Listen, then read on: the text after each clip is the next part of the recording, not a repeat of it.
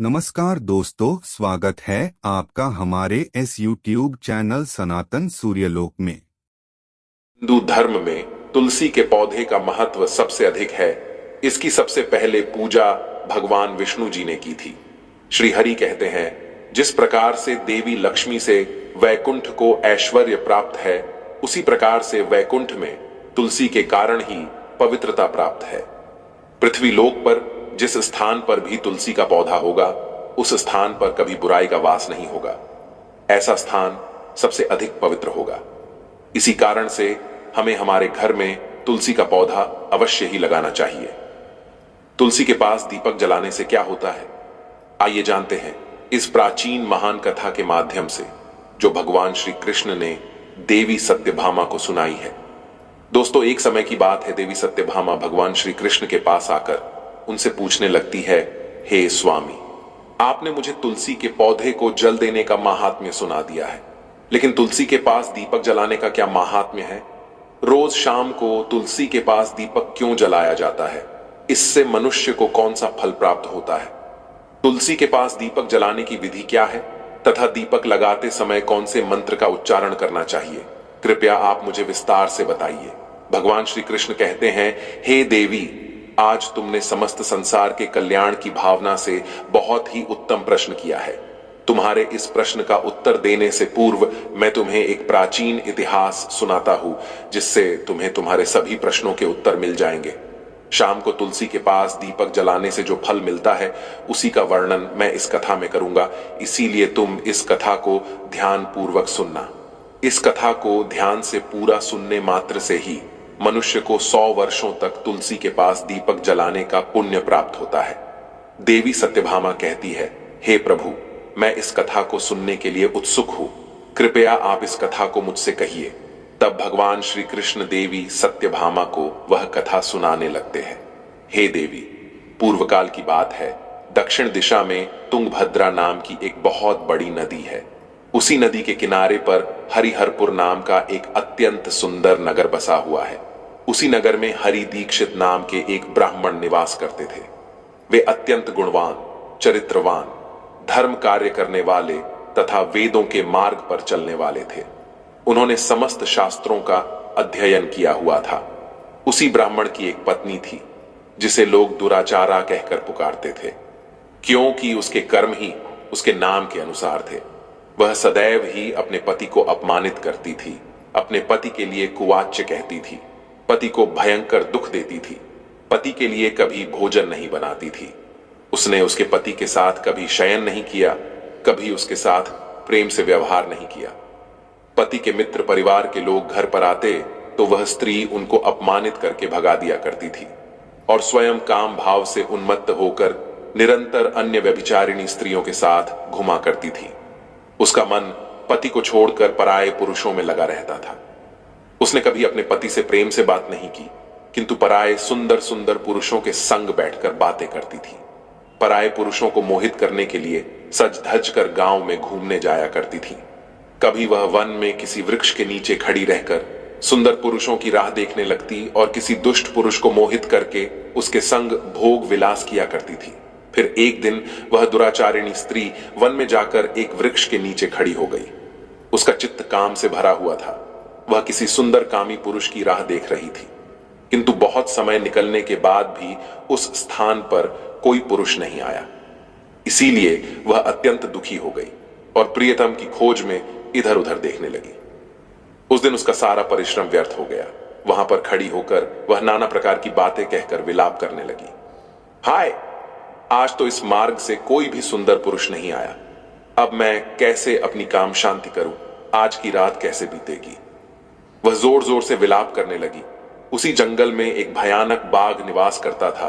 उस पापिनी स्त्री की आवाज सुनकर वह जाग गया और उछलकर उस स्त्री का भक्षण करने के लिए उसके पास आ गया। उस भयंकर बाघ को देखकर उस स्त्री के पसीने छूटने लगे। वह भय से थर थर कांपने लगी। वह स्त्री कुछ करती, इतने में ही उस बाघ ने अपने पंजे से उसे घायल कर दिया और वह स्त्री जमीन पर गिर पड़ी। जमीन पर गिरते ही वह स्त्री चिल्लाते हुए बोली, अरे बाघ, तू किस लिए यहां पर आया है? मुझे क्यों मार रहा है? मैं यहां पर अपने प्रियतम को खोज रही थी। तू मुझे छोड़ दे। मेरा भक्षण करके तुझे क्या मिलेगा? उस स्त्री की यह बात सुनकर वह भयानक बाघ क्षण भर के लिए रुक गया और हंसता हुआ बोलने लगा, हे दुष्टा, आज विधाता ने तुझे मेरा ग्रास नियुक्त किया है। तुझ जैसी पापिनी स्त्रियों को भक्षण करना ही मेरा काम है, तभी मुझे इस शरीर से मुक्ति मिलेगी। वह स्त्री कहने लगी, हे बाघ, तुम कौन हो? मुझे सच सच बताओ, तुम्हें किस कारण से बाघ होना पड़ा और तुम मुझ जैसी स्त्रियों का भक्षण क्यों करते हो? पहले मुझे सारी बात बताओ और फिर मेरा भक्षण करो। फिर वह बाघ कहने लगता है, हे पापिनी, मैं तुझे मेरे पूर्व जन्म का वृतांत सुनाता हूं, किस कारण से मुझे बाघ होना पड़ा। पूर्व काल में दक्षिण देश में मल्लापहा नाम की एक नदी है। उस नदी के तट पर एक मुनिपर्णा नाम की नगरी बसी हुई है। उसी नगरी में मैं निवास करता था। मैं एक ब्राह्मण का पुत्र था और नदी किनारे बैठकर यज्ञ आदि कार्य किया करता था। मैंने उस जन्म में अनेक पापियों के लिए यज्ञ किए, उन पापियों के घर का भोजन किया। मैंने धन के लोभ से अनेक पापियों के लिए कार्य किए। जिन वस्तुओं का दान ब्राह्मण को नहीं लेना चाहिए, उन वस्तुओं का दान भी मैंने ग्रहण किया। आर्ण लेने के बहाने से दूसरों से धन लेता था, लेकिन कभी वापस नहीं करता था। इस प्रकार से पाप करते हुए मुझे बहुत साल बीत गए और मैं बूढ़ा हो गया। मेरे बाल सफेद हो गए, आंखें सूज गईं, मुंह के सारे दांत गिर गए, लेकिन फिर भी मेरी दान लेने की आदत नहीं छूटी और मैं पाप करता गया। फिर एक दिन मैं धन के लोभ से नदी किनारे गया और अन्य धूर्त ब्राह्मणों के साथ मिलकर हमने लोगों को ठगा। झूठे मंत्र वचन बोलकर हमने बिना विधि किए ही देवी देवताओं का पूजन किया और बहुत सारा धन दान में ले लिया।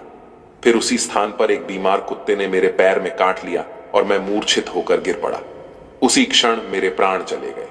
फिर यम के 2 दूत उस स्थान पर प्रकट हुए और मुझे पकड़कर यमपुरी ले गए। वहां पर यमराज ने चित्रगुप्त से मेरे कर्मों का लेखा जोखा निकालने के लिए कहा। फिर चित्रगुप्त कहने लगे, हे धर्मराज, इस ब्राह्मण ने घोर पाप किए हैं। इसने दूसरों से झूठ कहकर धन लूटा है, विधि से पूजा ना करके झूठे मंत्र बोलकर भगवान का अपमान किया है। इसीलिए यह पापी ब्राह्मण केवल नरक जाने के ही योग्य है। फिर यमराज ने अपने दूतों को आदेश देकर मुझे नरक की अग्नि में डाल दिया।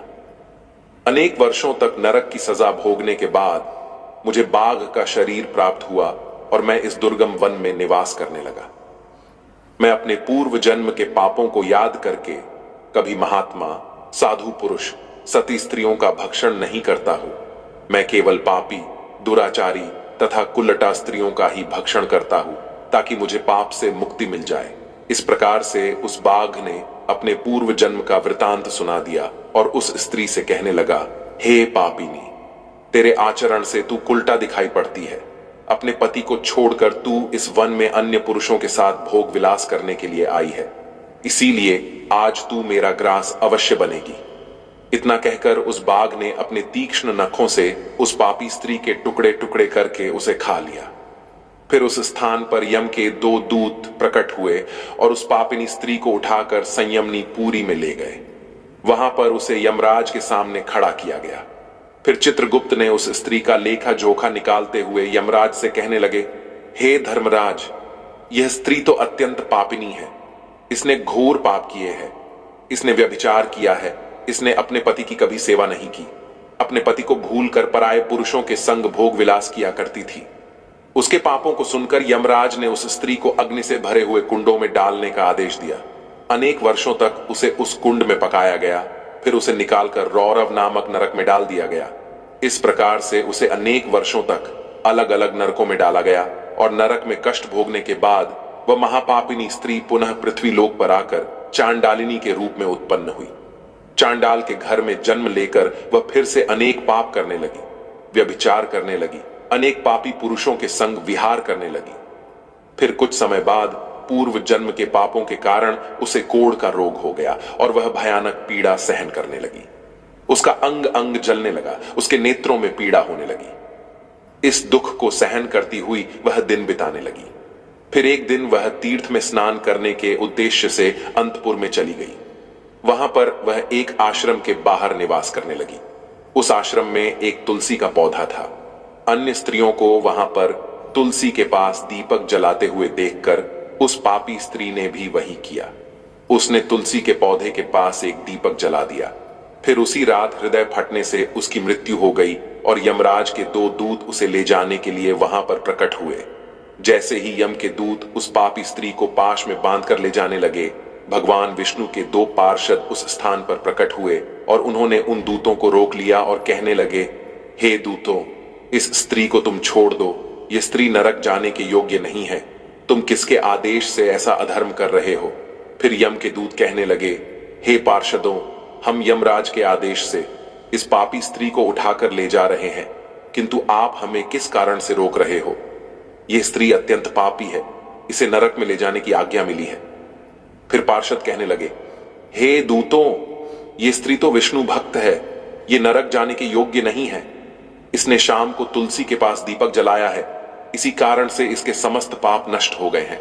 इसीलिए अब ये नरक जाने के योग्य नहीं है, यह स्वर्ग जाने की अधिकारी बन चुकी है। पार्षदों की बात सुनकर उन यमदूतों ने उस स्त्री को उसी स्थान पर छोड़ दिया और यमलोक लौट गए। वहां जाकर उन्होंने यमराज को सारा वृतांत सुना दिया। फिर भगवान विष्णु के पार्षद उस स्त्री को दिव्य विमान में बिठाकर स्वर्गलोक ले गए। भगवान श्री कृष्ण कहते हैं, हे देवी सत्यभामा, इस प्रकार से तुलसी के पास केवल दीपक जलाने मात्र से ही मनुष्य के सभी पाप नष्ट हो जाते हैं। जो स्त्री नित्य शाम को तुलसी के पास दीपक जलाती है, वह सौभाग्यशाली बनती है। उसके पूर्व जन्मों के सभी पाप नष्ट हो जाते हैं, उसे सुख समृद्धि की प्राप्ति होती है। रोज तुलसी के पास दीपक जलाते समय इस मंत्र का उच्चारण करना चाहिए, ओम तुलसी देव्यै च विद्महे विष्णु प्रिययाय च धीमहि तन्नो वृंदा प्रचोदयात्। श्री कृष्ण कहते हैं, हजारों अमृत के घड़ों से नहलाने पर भी श्री हरि को उतनी तृप्ति नहीं होती जितनी वे मनुष्यों के द्वारा तुलसी का एक पत्ता चढ़ाने से प्राप्त करते हैं। 10,000 गोदान से मानव जो फल प्राप्त करता है, वही फल तुलसी पत्र के दान से पा लेता है। जो मृत्यु के समय अपने मुख में तुलसी पत्र का जल पा जाता है, वह संपूर्ण पापों से मुक्त होकर श्री कृष्ण के धाम जाता है। तो दोस्तों, इस प्रकार से भगवान श्री कृष्ण ने तुलसी के पौधे के पास दीपक जलाने का महत्व बताया है। आपको यह कथा कैसी लगी, कमेंट करके जरूर बताएं। जानकारी अच्छी लगी तो वीडियो को लाइक जरूर करें। कमेंट में जय श्री कृष्ण, जय मां तुलसी जरूर लिखें।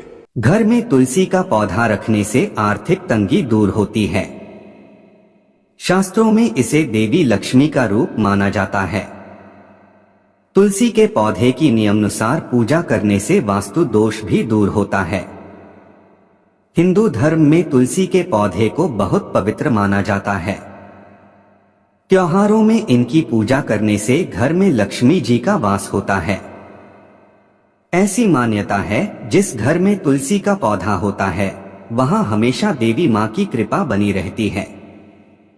बता दें, भगवान विष्णु के अलावा श्री कृष्ण और हनुमान जी को भी तुलसी अति प्रिय है। तुलसी न केवल धार्मिक दृष्टि से फलदायी है, बल्कि इसे स्वास्थ्य के लिए भी लाभदायक माना जाता है। इसमें मौजूद औषधीय गुण शरीर के लिए फायदेमंद होते हैं।